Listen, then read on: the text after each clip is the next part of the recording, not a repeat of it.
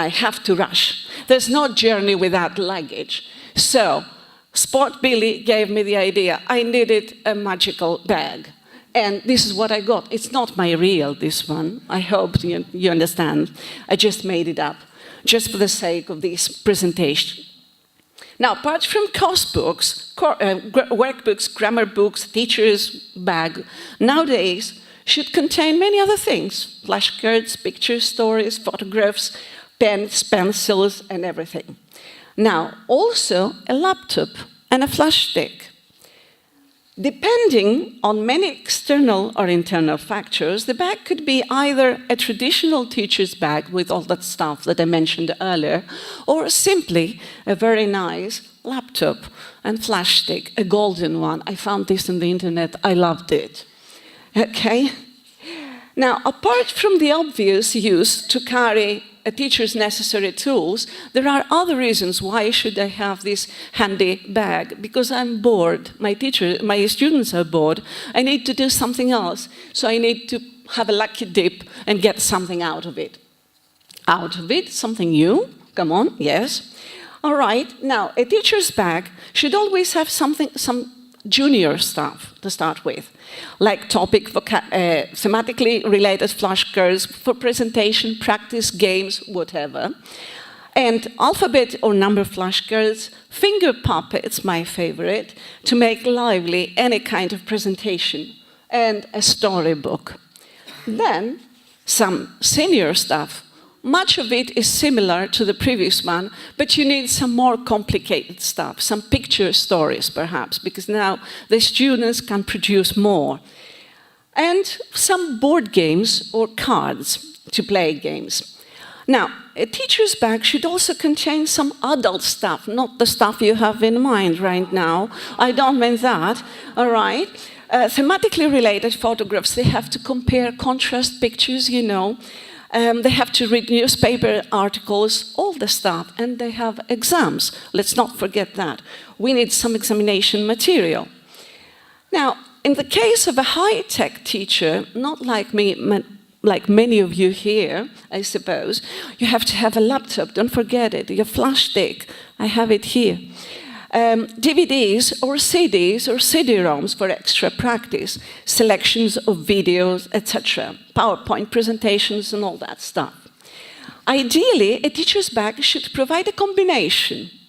You know, my golden flash stick, right, with everything, all the electronic stuff, and then some practical objects, right, and handy ones, board games and all that. Now, this is what my bag contains. Can you see Sexy Blonde and mangas, my favorite puppet finger puppets, I'm sorry. A student of mine was the godfather. And Booby Boy, his sister Booba, and their dog Bond were made up by another student. I have to rush. My bag also contains some stuff for all levels and my elder students as well.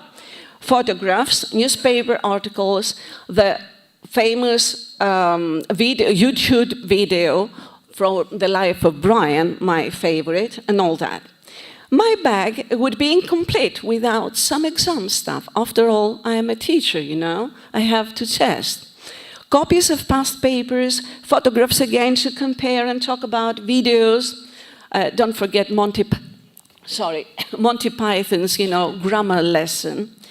And my bag also contains a flash stick with stuff that can be used anytime my computer or smartboard is available, or articles and other things that can't be used when the technology fails, right?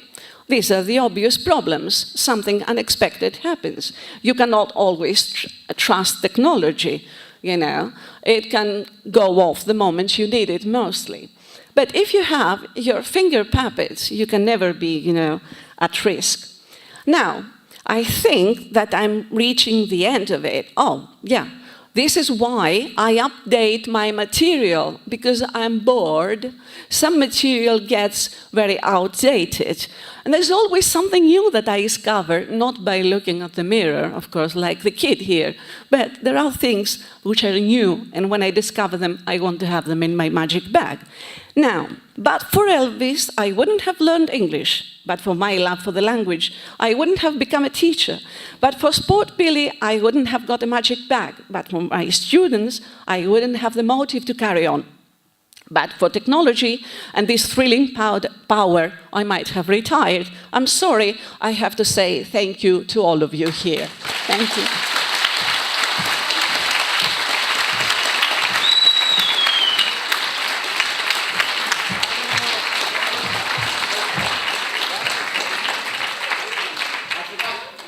I forgot to mention that was your first time, yes? Yeah. Well done, well done.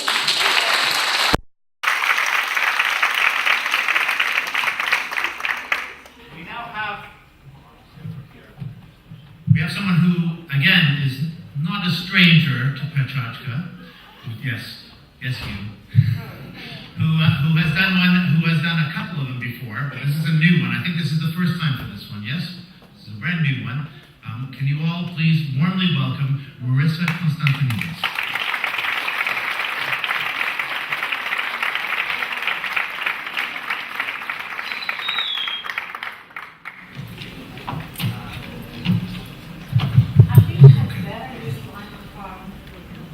Is this working? This is working, yeah. Hello. Hello. This is going to be a serious one. So wipe that smile off your face. Okay, ready? I don't know, can I see it? Hang on a minute, let me check. No, I'm panicking now. Take a moment. Okay. This is actually not the first slide.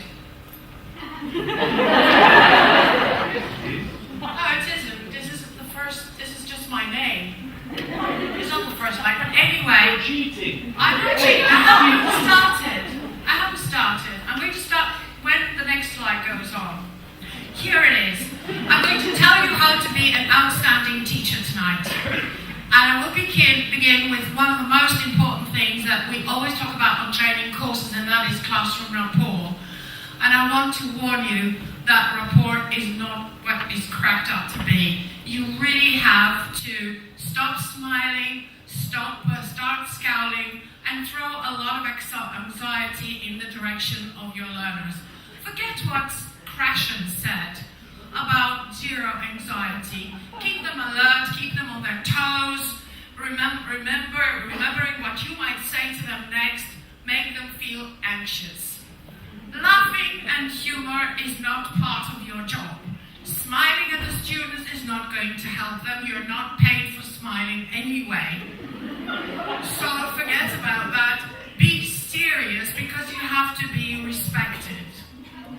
And the next slide is not coming up, and I'm a little bit impatient, which is also what I advise you to do in the classroom. You only have 50 or 60 minutes of classroom time, and you have to do everything, the course book, the activity book, the exercises.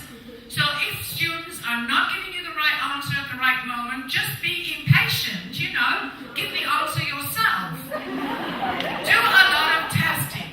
Test them every week, test them every other day, test them as early as you can. Begin when they're very young. Cambridge should begin testing for toddlers because they need to be trained.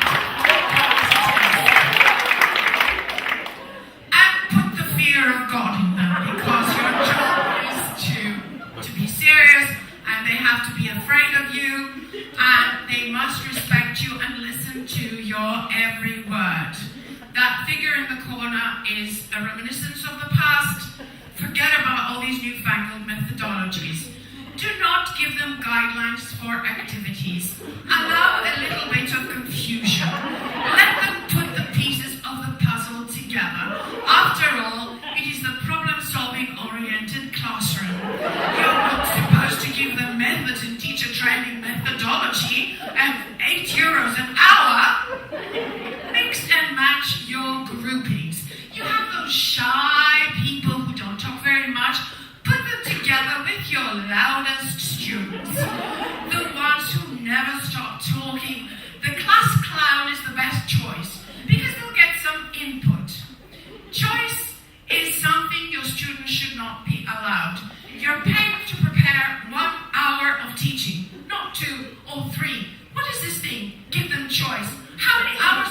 are you supposed to prepare? And you are the boatman, and they row, and they work hard, and they follow your lead.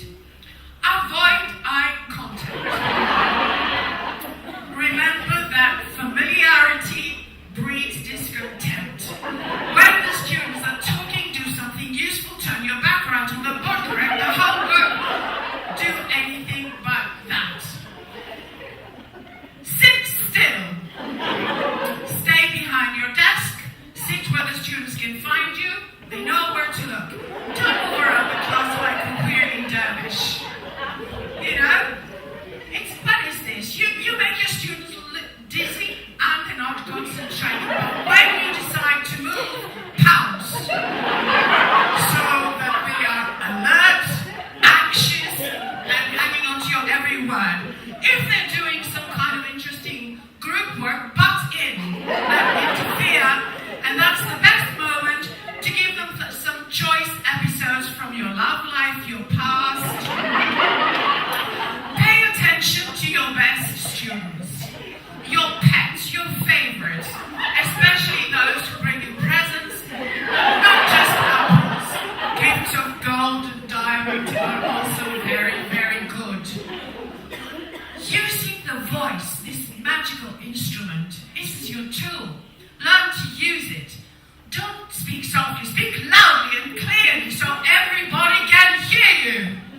Please, what is this laid-back stuff you have to whisper in pair work? Use your voice. It's a very powerful instrument. Being fair, what is this? They're lazy, you have to tell them off. You have to put them on the spot. Choose your most weak, your laziest student to ask them the most difficult question. That will show them. And look after carefully, attentively at your best students, your favorites. Forget praise. What is this? If they made a mistake, they made a mistake. You're giving them the wrong information. If they made a mistake, and you say, bravo, good for the effort, they think, it's allowed. Also, don't forget to say something about their low IQ and laugh. Being polite is not part of your brief. You are not trained to be a member of the diplomatic corps. Tell them off when you have to. Don't call them children if they're children, but call them children if they're adults. And keep a little bit of mystery. Don't give them too much information about their progress, because it's not that important that they should know. And if you choose to reveal something, make it difficult to understand, as if it was some kind of hieroglyphics. Your technology is right behind you. All the technology you need is right behind you. It's green, it's big, it's cheap, you can use your chalk on it. Forget all about the other technology, which is the newfangled ideas that people like Clownfield and Pecha are preaching about. The chalk and the board and you and all the knowledge that you have are what you need.